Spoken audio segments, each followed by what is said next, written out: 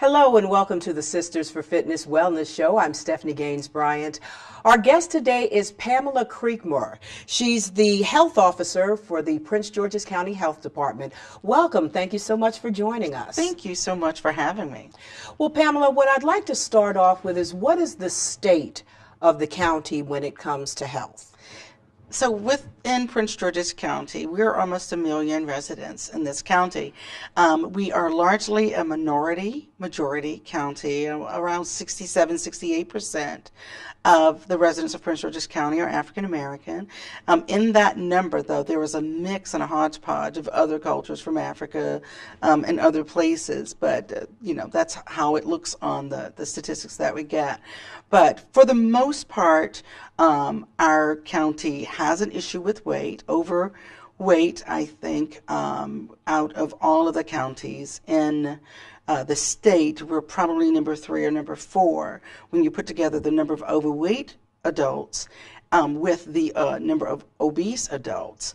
We're around number 3, number 4 in this state. And we also have some other issues that come along with that obesity, those chronic diseases such as high blood pressure and diabetes and heart disease. Correct.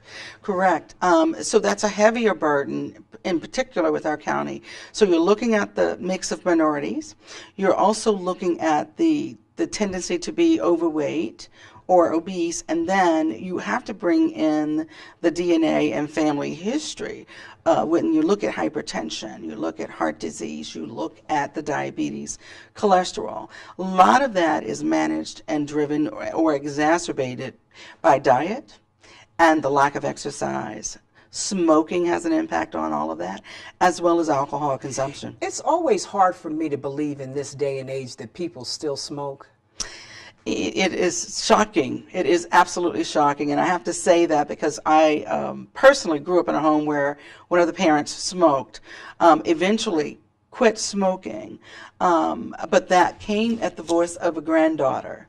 And so it is addictive. And when we talk about smoking, we understand, and we need people to understand, we get it is addictive, it is not accidental, it is by design. It is. But your health and your life is worth it. And so one of the programs we have at the health department is quit. Quit smoking. We provide patches and assistance to people who want to quit smoking. And so we'll talk about obesity and those chronic diseases, but while I have a second with you, sure. More important than all of the chronic diseases is you need to quit smoking. That is a start that's more dangerous than obesity. And like I said, there's so much information out nowadays about smoking that it is just really, really hard to believe. I know as a teenager, I smoked. And it was the cool thing to do. But we didn't have the information back then that we have now.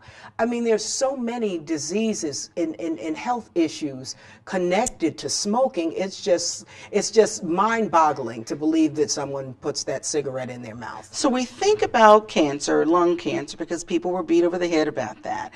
But the cigarette smoking is connected and exacerbating every chronic disease you can imagine. So it makes your heart condition worse, and it can kill you.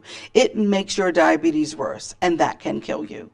It makes your hypertension worse, and that can kill you. People don't make the connection to that carcinogenic and filling your lungs with smoke on top of my predisposition for the hypertension, diabetes, and heart disease. It's a combination for early death. And I would like to say to people, if you want to live long and enjoy your life, I'd rather have you fluffy than dead in your 50s because you smoke on top of all of the other predispositions of diseases you have.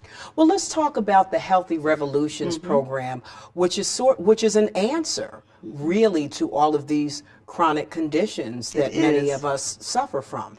It's our small way of making information available around prevention, how you can get behind the wheel and drive your car to a healthier, better quality of life. got a grant from a community transformation grant for Prince George's County, which was awesome. It was a couple million, and it allowed us to do a campaign and target certain areas in our community around healthy eating and active living. We also had a quit smoking element to it as well. And so one of the things we did was to focus and target apartment complexes, and we partnered with some of the apartment owners in the community and did education about not smoking, making it prohibited to smoke on those grounds, which would help the larger community. But in that, we also developed a campaign around Healthy Revolution. And we learned a lot from talking to the residents and working with the vendor who came up with the concept of the Healthy Revolution. What did you learn? What's the thought out there in the community when it comes to health? So for the most part, people intellectually understand that we should make healthy choices. They understand that we should move, but making it personal and implementing that plan was the disconnect that is what we found. And we understood some of the reasons. We learned about some of the reasons. We know it's a busy lifestyle in America today, and our lifestyles are at a breakneck pace. Part of it is it's just easy for people to stop by fast food, to grab some junk and keep it moving, and drink a little soda, and then your bellies are filled and people can move on with their next activities. We don't really have a lot of balance in our lives today. We work hard, yes. And then we run, particularly moms, we run ourselves ragged with our kids, and the activities in the weekend and in the evenings at schoolwork. Moms tend to put themselves on the back burners, but we don't realize that we are modeling poor behaviors, eating, how we move, behaviors to our children. And so the childhood obesity was really going up in our county until about 3 or 4 years ago. It is starting to decline, but I think it's an all-out offensive from all sectors. The Let's Move campaign from our First Lady, Michelle yes. Obama. The schools around the country looked at, and particularly in Prince George's County, the types of food that were served, moving and activity. And so it's an all-out offensive on childhood obesity happening. And when it comes to dealing with the children and obesity, it starts, of course, at home with mom or dad, whoever's the one who does the cooking, with mom or dad making healthy choices. Mm-hmm. So how do you encourage it in this fast food society when it's easier? I'm tired, I've been working all day, my feet hurt, I don't feel like cooking. How do you make it simple? How do you keep it simple? Well, one of the things is we know it's hard. And in today's society, people need to get it on their phones, on their iPads. I got to get the information quick and keep it moving.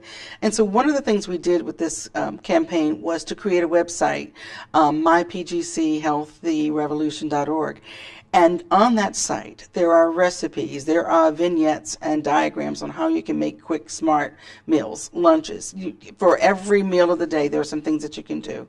Most of it is planning ahead, preparing, cutting, chopping, doing what you do on the weekends, and then everyone will package their lunch. And when you take your lunch to work and you eat breakfast, for the most part, that is an automatic fix to a weight issue, and you'll surprisingly drop pounds because you can monitor how much the sugar, the fat in your diets. And so it's easy and quick to go to a fast food restaurant, but most people, and most moms in particular, don't calculate the calories in the whole meal for the family. It sneaks up on you. And so what we learned, though, is people understand that they should have better choices. The thing is making the time to do that. And that's a difficult thing. So with kids, on our website, the Be Healthy and Be Fit, we try to simplify it. So 5 fruits and vegetables, 2 hours, limit the TV time, the screen time, the iPad time, the video game time, just 2 hours a day. And then it's 1 hour of physical fitness. That's outside of what they may be getting at school. Mm-hmm. So whether it's running around that basement or running around that living room or that house, going to the playground, it doesn't matter. You just got to be outside, ride that bike, get on those skates. We used to be outside almost all day. Yeah. all day. And so then zero, and this is a hard one for everyone because the sugar is addictive. Yes, it is. Zero sugary drinks, period.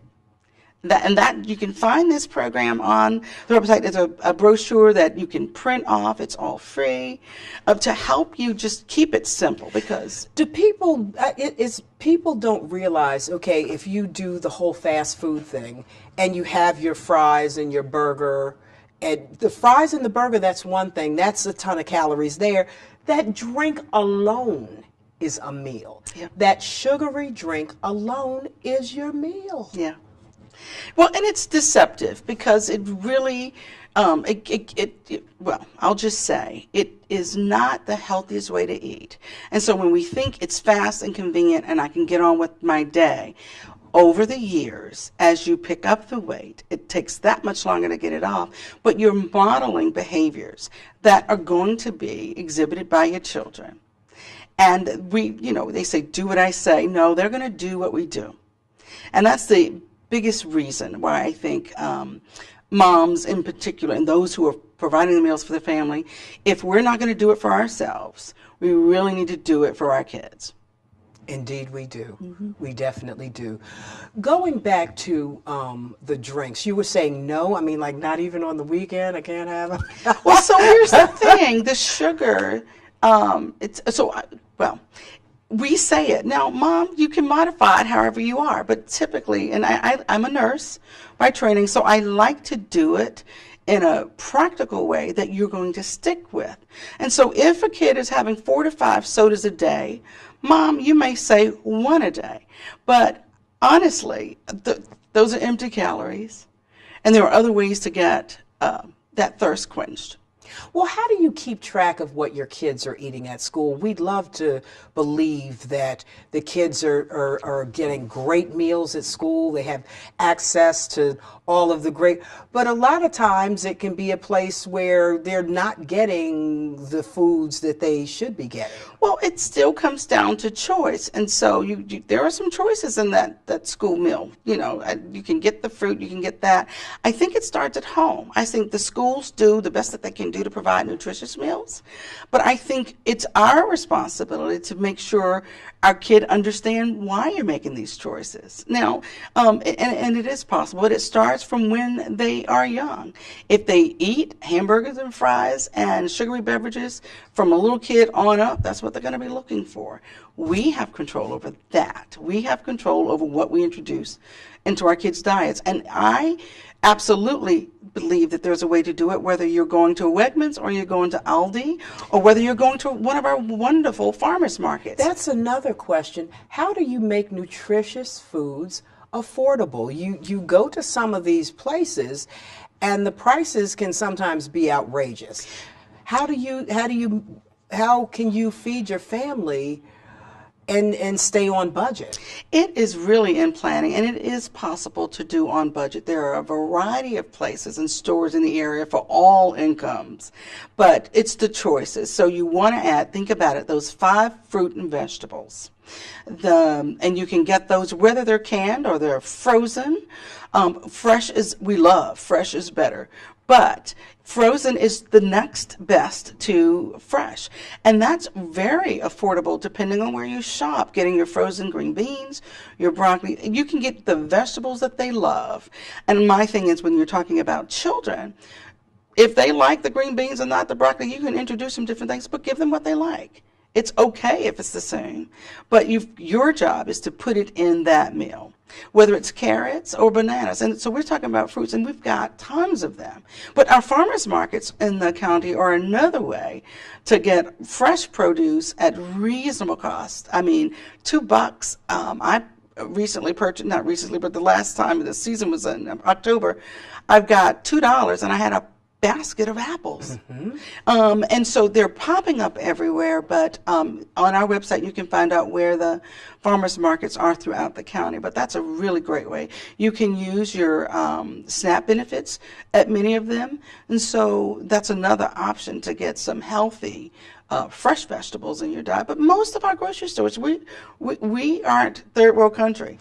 Exactly. You can find fruits and vegetables in all price points within our county. Now, we talked about getting the children moving. But if our children see us moving, I think that's encouragement right there for you as a parent to get moving as well. Absolutely. I tell you, recently I look at the commercial. It's one of the cereal companies. Yes. And where the mom and the kids are dancing, and that is exercise. I love it costs nothing. You put a song on and you are dancing and you're moving. And so with the same with exercise, I like to keep it practical. What am I going to do every day or 3 or 4 days a week that is going to make sense for me? There are some people who can't live without the gym, but then there are others who would rather do yoga or stretch. And then you've got those in between. Any kind of movement. Housework is considered movement. Gardening is movement. We just need to move. Or just simply putting one foot in front of the other and walking. Walking doesn't typically cause injury. You can do it all season. You can walk indoors in the mall. You can walk at the track. You can walk around your neighborhood. You can walk within your house. It is the easiest way to get moving. It really isn't about someone else's fitness bar. It is about you. What motivates you to move? And the goal is really a long, productive, high quality of life. Yes. That's the goal. Yes, don't you want to live to see your grandchildren and run with them? Yes.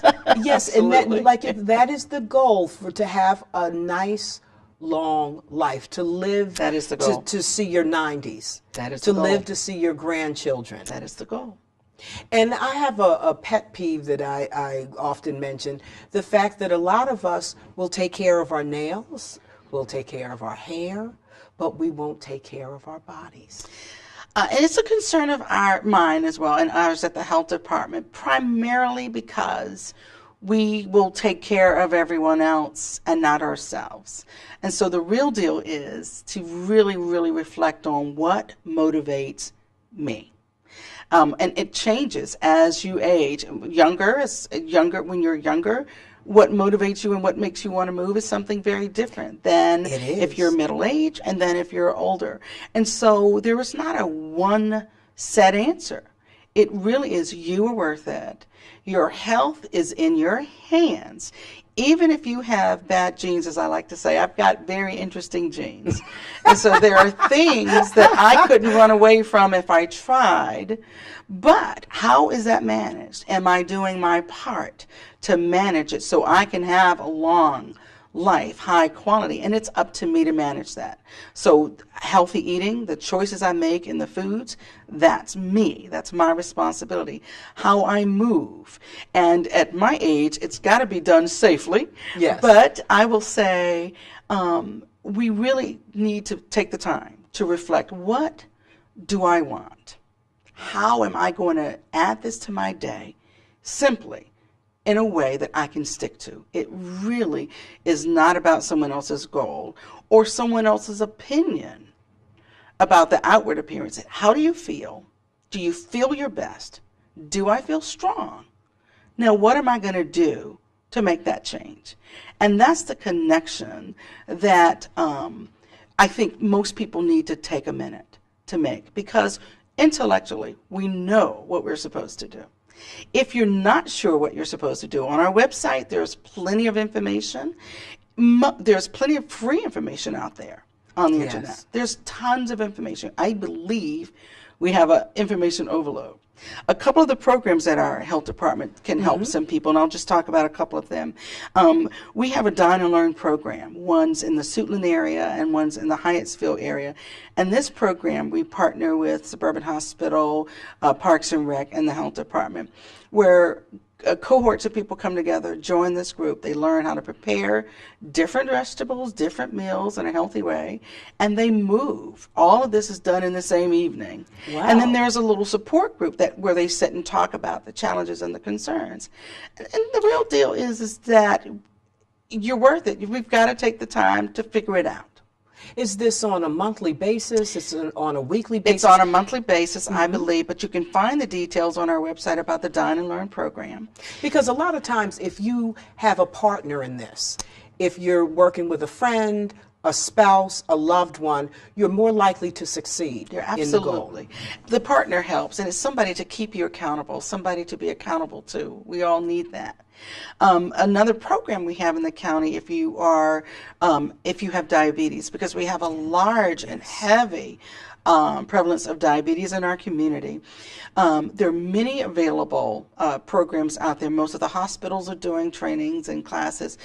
In the health department, we partner with Doctors Community Hospital and the Jocelyn Diabetes Center, and it's called On the Road. It's the On the Road program for diabetes education and management.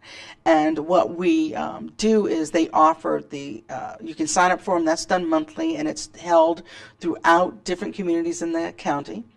And we're bringing the education and training and information to the people throughout the community, so it kind of moves around. And you can find that calendar on our website. Well, what success have you had with that? That program has been quite successful. I think the class size is around 20-25. They've never had a problem filling up the class size. People's lives have been changed. They learn about diabetes. They learn about the self-management and care living with that disease. They also learn about some of the depression that comes along with that diagnosis. Because most people, it takes about 2 to 3 years with the diagnosis before it sinks in that I have to do something to control this. It is because you have that diagnosis for the rest of your life, unless you do a gastric bypass surgery or something like that. But it's a devastating diagnosis, and most people will kind of put it aside. But this On the Road program is amazing. So they get the education. The program comes with the lab test. There's no charge for that initial hemoglobin A1C, which is a test that tells you how well have you been doing with your diabetes, with your diet and your exercise, and it maintains a certain number. And they get a certificate at the end of the class. They get to go on for the longer, more intensive program with Jocelyn if they choose. And so it is really a nice way to bring it out into the community and let people come to it close to their homes. And what's interesting is the part where you were saying that people will take the diagnosis and put it off. And that's the thing with diabetes, it's a silent killer. Yes, there are all these things happening in your body, and you're not feeling them immediately like you would a cut. Something you feel, it hurts now, I feel this now. Your body is going through some things with the whole diabetes that you may not realize, so you think, oh, this is nothing. Absolutely. It is so not nothing. It is huge, and it is major in our community. So along with the diabetes, and if you have hypertension and heart disease, your lifespan is shorter if that's uncontrolled. And so you have to manage that. And so those three together will mean that you don't live as long as you potentially could because you're not managing that. Now, all of that can be managed with medication, with diet, with exercise. And some people, not everybody gets it and sits on it and have to figure out how I'm going to work my way through this. There are some people who get the diagnosis and get on it, drop the weight, get active, and then are off medications. It is possible, but it is something not to ignore. Well, as we wrap up the program this morning, as we all know, one of the things that's been topping the headlines is the situation in Michigan where the water wasn't safe for the children to drink. And right now we have no idea what the long-term effects of this is going to be for the people of Michigan. Here in the Prince George's County area, are we doing all we can to keep our water safe, to make sure that what's going into the system is healthy? I'm sure there are definitely lots of different departments and areas that deal with that. But how does the county deal with that? And so when you say how does the county deal with this, our water situation, you hear about the situation in Flint. There are state organizations and agencies. There are responsibilities across the board. It is not something that's taken lightly. Safe water is really important. It's a right, I believe, here in our nation, and it has been. So we've got companies. We have WSSC in this area. We've got the state that would regulate the safety of our water. I think what happened in Flint was a decision to make a change. I'm not sure of all the details, but not that that couldn't happen anywhere across the nation, but the concern is safe water is critical. And that is not an area where you cut corners. I don't get the sense that that is the case in the DC metropolitan area. However, the concern with the Flint situation is the long and irreversible effects that change to water that was known to not be the same high quality as what they were having before will have on that whole community for many years to come. Indeed, indeed. So in wrapping up our program, I want everyone to make sure they check out the Healthy Revolution's website. Yes. And information is power. It is power. As we know. And implementation is life. Very good. Very good. I had one of those Oprah Winfrey light bulb moments just now. Oh, okay. Well, thank you.